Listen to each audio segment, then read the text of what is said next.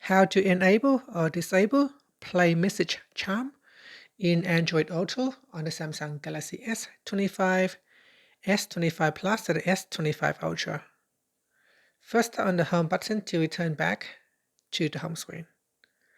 Then on the home screen, swipe down at the top to open up Quick Settings. In here, tap on the Settings icon. Then go down and tap on Connected Devices. After that, we then scroll down. Then tap on Android Auto. From here, scroll down to the Messages or the Messaging section. And then tap on Play Message Chime. Tap on the toggle button to turn it off or switch on this feature. And that's it. After that, you can tap on the back key or tap on the home button to return back to the home screen. And that's it. Thank you for watching this video. If you find it helpful, please like and subscribe to my channel for more videos.